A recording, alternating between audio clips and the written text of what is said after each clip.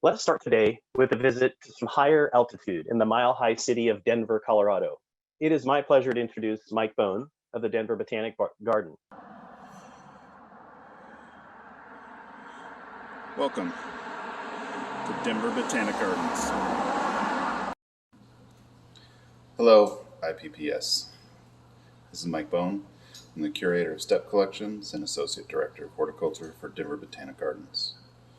While we can't meet and go on tour in person, I can't show you all of the things we have to see.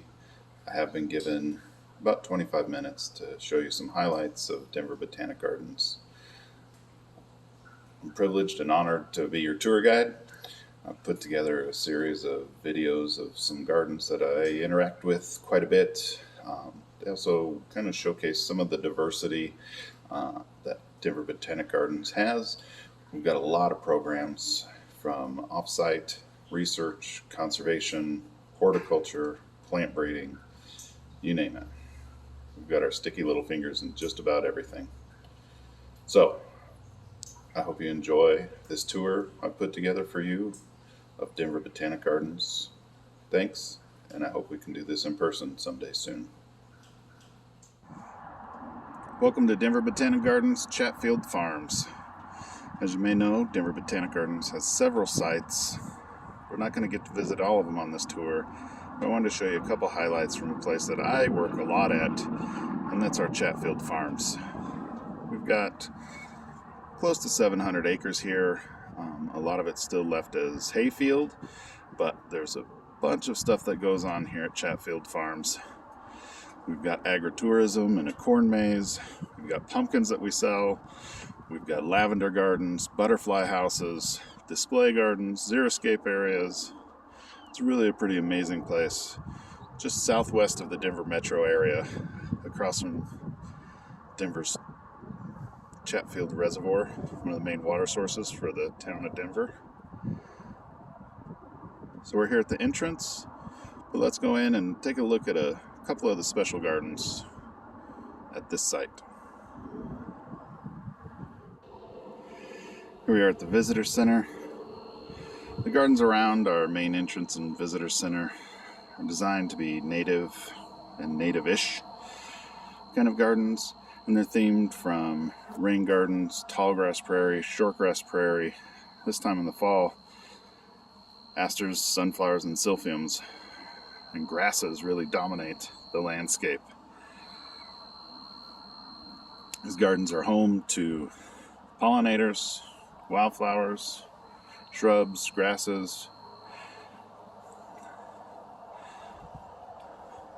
It's a pretty expansive collection of natives and really continues with that prairie feel that sort of embodies a lot of what happens out here at Chatfield.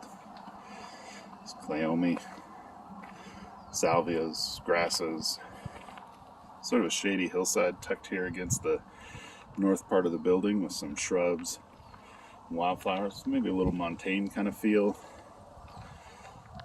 There's always something going on in these gardens. They're rich, they're diverse, they're beautiful. Beyond this tall grass section of the Visitor Center Gardens, you can see one of our lavender fields. Lavender can be a bit of a challenge here. We have some pretty wild temperature extremes. So some years we lose quite a few. They get replanted. Some years they do great. It's an interesting experience for us. What cultivars and things do well. There's a lot of research we put into it.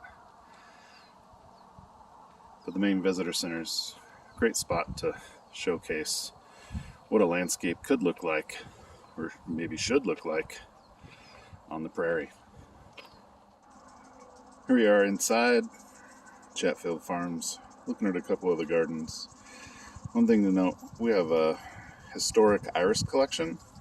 Some of these irises, the cultivars, have been traced back to even the 1500s. Usually May is when they bloom. It's really a fantastic display.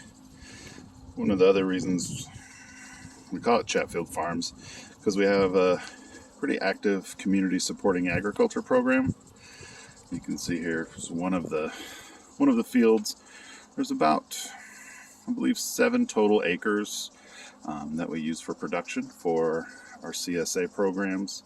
We also are involved in a program called Vets to Farmers, and that works with veterans leaving military service, teaching them about small acreage farming, gives them business plans, agricultural experience and knowledge as a way to sort of integrate them back. Part of the CSA are cut flowers and flower shares.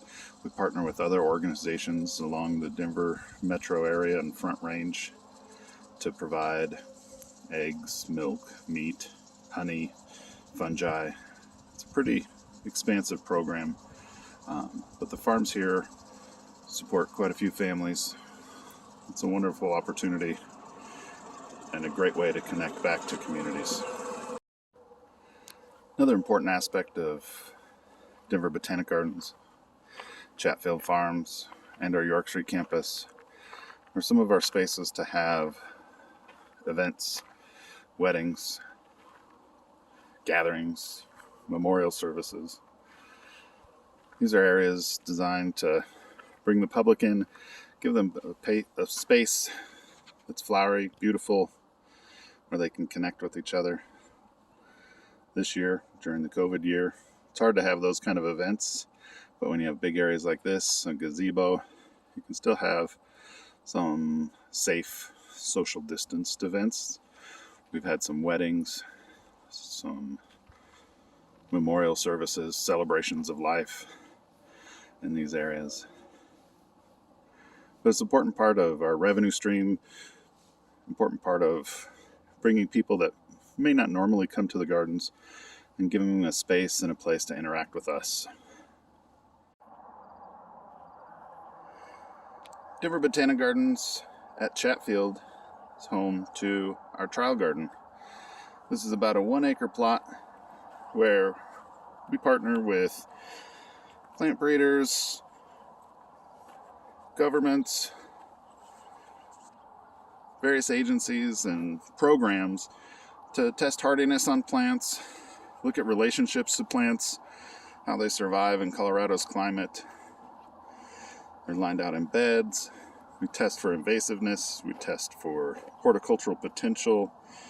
There's a lot of programs and a lot of things we've got going on.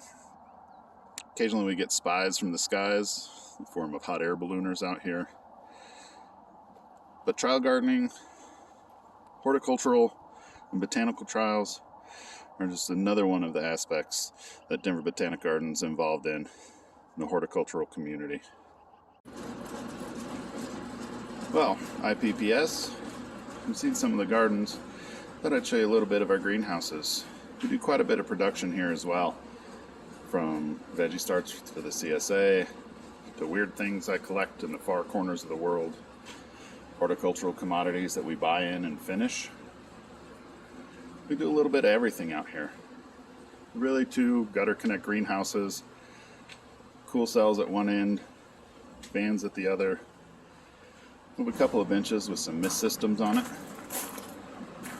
rooting cuttings, germinating seeds, some heat mats,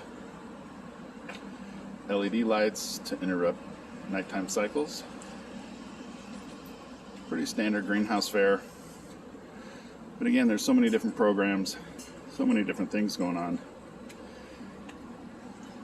Every corner, every bench, jam-packed with things. This time of year, we've got our fall mums growing on drip system, getting ready to go.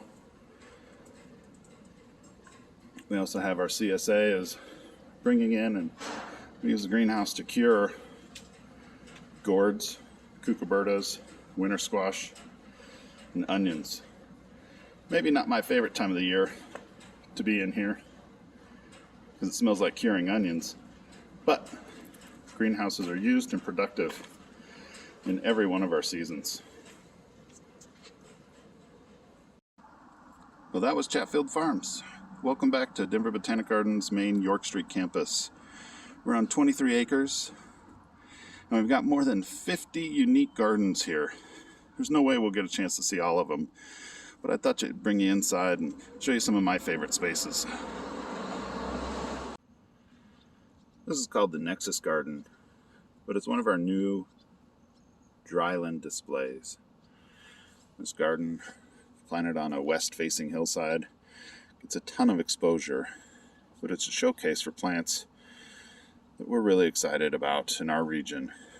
Cactus, succulents, salvias, lots of the truly arid desert dwellers, as well as some natives tucked in for good measure.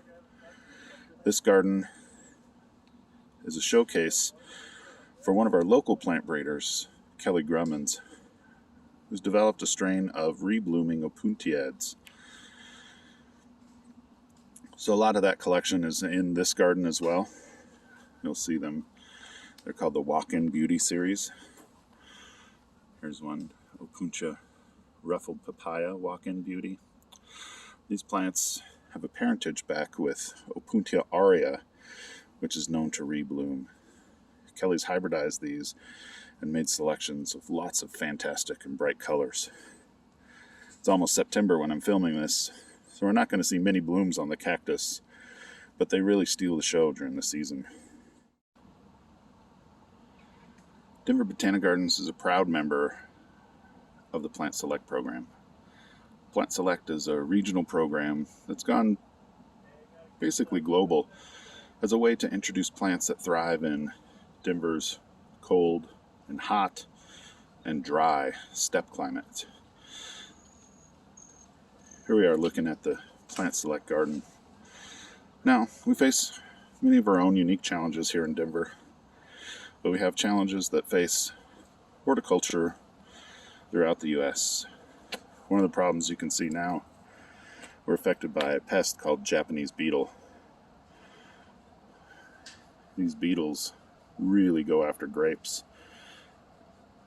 So this plant suffers and struggles, but continues to survive. Doesn't look real great this time of the year, late in the season, but in the spring it comes out, it's still beautiful. And we're continually looking at ways to try to mitigate some of those problems with unique planting designs, combining plants in ways that maybe confuses or keeps Japanese beetles out. But we've noticed they don't go after everything. This garden's loaded with diversity, plants from around the steppe regions of the world coming together to make a beautiful display. Agastaches, Hesperallos, Rudbeckias, Arctostaphylos, many of those are North American natives. And here we also have Gazanias from southern Africa, Cnipophias, grasses, Cecily gumifera, which is a European plant, but it's an Apiaceae, and pollinators go nuts for this thing. Bees and moths. Plant Select has a wide array of shrubs. Here's Siberia, Labiagata from Middle Asia, grasses, Spirabolus radii, woody plants. This is Acer Tetericum hotwings. This is the plant that was introduced locally. It was found growing in a nursery field that had a pH of just above 8 and showed no signs of chlorosis. We're now coming to an area that's our lilac, iris, and daylily gardens. Iris and daylilies collections focus a lot on Colorado breeders, plants that have been hybridized and introduced by people working here in Colorado. Her lilac collection, we're working on having and maintaining species from around the world. We introduced some cultivars as well, but our main focus is on the species of lilacs, many of which actually come from Central Asian steppe regions. Convenient, maybe.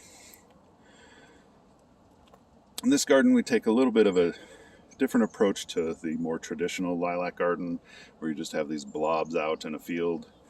These are on hillsides, and we have underplantings of native wildflowers, some small shrubs, and things. In the spring, this is really fantastic space. We also have and are looking at alternative turf forms for the pathways in between. We're trying to introduce or reintroduce the idea of walkable wildflower beds. So it's short grass turf interplanted with wildflowers, erigerons, bellis, clover,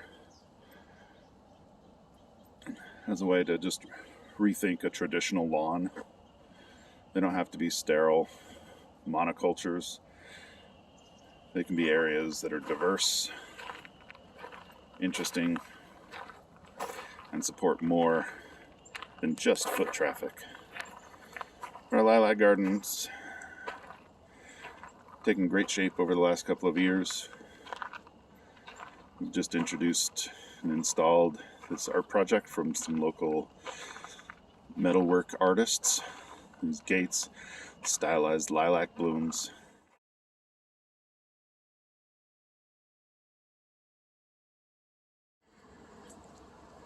No trip to the Denver Botanic Gardens would be complete without a visit to the world-famous Rock Alpine Garden. This garden, built in the early 1980s, focused around structural pieces of large limestone slabs that make up the background of the garden. This garden is home to probably the most number of taxa and species in the garden. Most rock garden and alpine plants are small cushions, so it's easy to pack a lot of things in.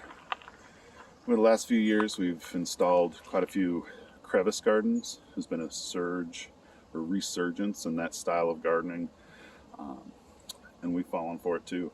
The crevice gardens are a great way to display unusual plants that need specialized habitats to grow in. Rock gardens are one of the, in my opinion, early naturalistic styles of gardens, combining rock and shrub and bulb and perennial. These gardens offer diversity, interest, and in this garden there's lots of different habitats that make up the rock garden. So we have meadow spaces, we have rocky ledges and cliffs, we have fell fields, scree slopes, lots of interesting spaces filled with plants from around the world. Our alpine collection is actually part of a larger national collection of alpines, and we work and partner with other botanic gardens around the country, around the region, and around the world to help maintain and showcase plants from alpine and montane regions. This is sort of a newer bed planted here in the Rock Alpine Garden. Lots of these smaller limestone boulders, but then it's filled with these interesting little cushion plants. I saw a bumper sticker once that says, "Rock gardeners love tight buns." I think it's true.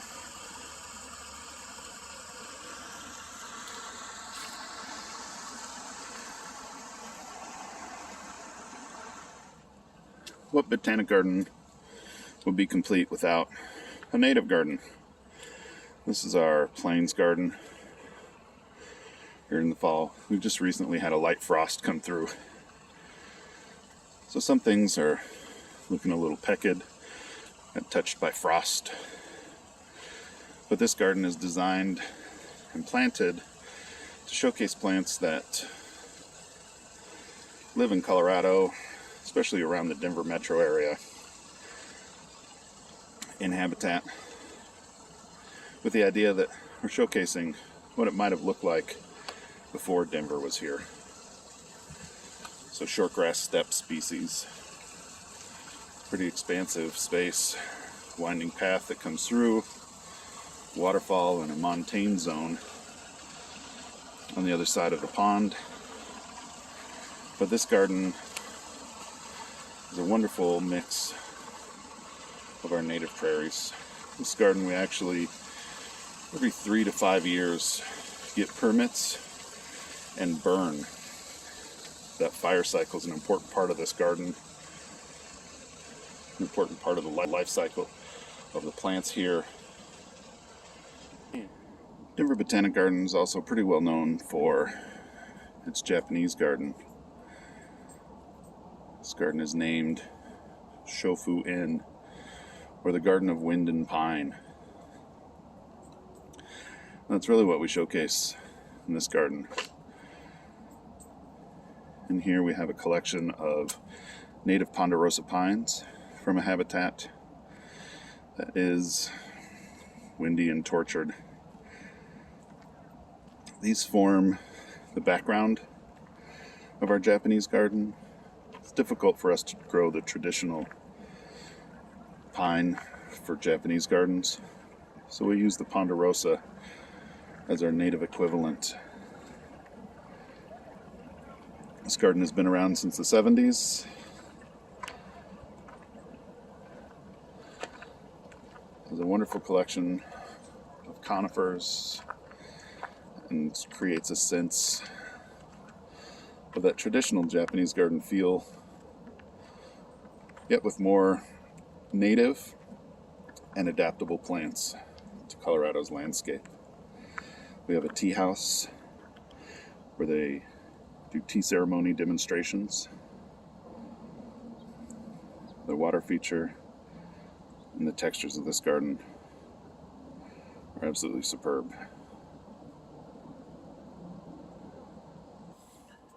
Here we are in our Steppe garden.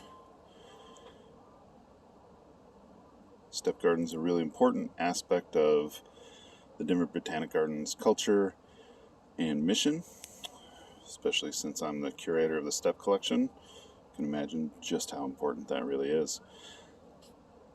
Nonetheless, this garden showcases plants from the 4 great steppe regions of the world: Southern Africa, Argentina, North America, and Central Asia.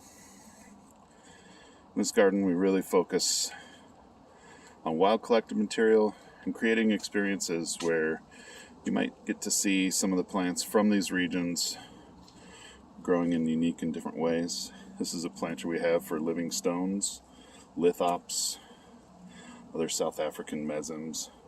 And then we have container displays to show these plants as well. They're not all necessarily hardy for Denver, but they're important parts of those environments. This is our Central Asian steppe. Over the last couple of years, we've worked a lot at Central Asian countries. I've done some collection trips to Kyrgyzstan, Kazakhstan. We've done work in Mongolia and other areas in Central Asia. An important aspect of the garden, an important part of our collections and displays. These gardens are designed to have a naturalistic feel and look to them.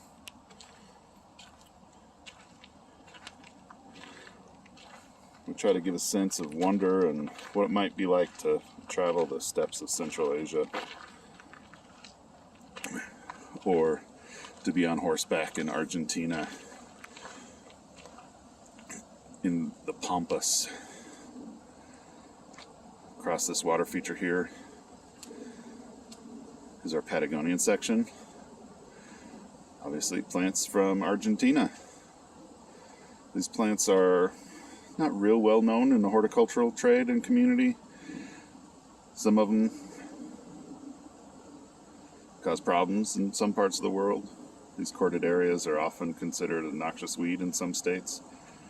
But here for us, they create a beautiful textural backdrop and protection for a lot of the plants that we grow from the cold, windy Argentine steppe. We keep container displays, and we have riparian areas, water features, and water is an important part of the steppe. So we have areas and plants from those regions. We have horticultural displays, plants from those regions that have been hybridized by humans. These are important aspects of the gardens because we as humans interact with all of these spaces and have for tens of thousands of years. So bringing those together in a cultivated setting is a great way to show the similarities of plants from different regions, how they can come together, knit together, create a beautiful landscape that has more of a sense of place. This is part of our Southern African section. A lot of the plants that do the best for us from Southern Africa are plants from the mountain kingdom of Lesotho. That mountain range is grassland biome from alpine to desert. So there's a lot of diversity there. And it's all dry prairie habitat. 2017 and 18, I've made some collection trips to Southern Africa and Lesotho. A lot of the plants in this garden are from those trips and from some of that work that we've done. And the North American steppe. Of course, this is an important part because this is our native flora. This area dominated by these large plains cottonwoods, but underneath is the prairie, the grasslands that extend from Alberta, Canada, down even into Texas. But really, we look at plants that you might occur along the Colorado Front Range, but their populations extend. And on this side, we also have a section for the intermontane steppe, the Great Sagebrush Sea, that extends between the ranges to the west of Colorado and end at our Rockies. So lots of sagebrush, Artemisia tridentata. There's cacti in here, penstemons, eriogonums, some of the greats from that intermontane steppe region. So our steppe garden is home to some pretty amazing floristic regions of the world. We have unique ways of displaying and growing these plants in collections, and it's really a fantastic space to come and interact with stylized nature. That was my tour. I hope you guys learned a little something about Denver Botanic Gardens. I hope you enjoyed some of the scenery and got to experience a little bit of what it's like here for us in Denver. Please come visit us in person. Thanks again, IPPS. Have a great conference.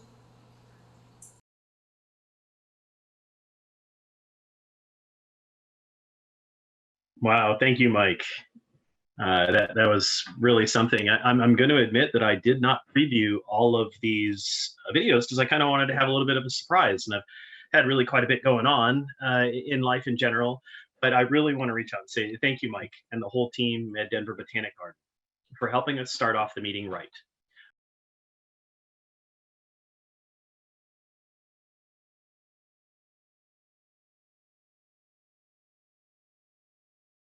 International sponsors like Harrell's and Ball. National sponsors, Nursery Supplies, Star Roses and Plants, Bailey Nurseries, Spring Meadow Nursery, ICL Specialty Fertilizer, and Bayer. And our most recent regional sponsor, I'd like to give a plug for the support of Van Bell Nursery.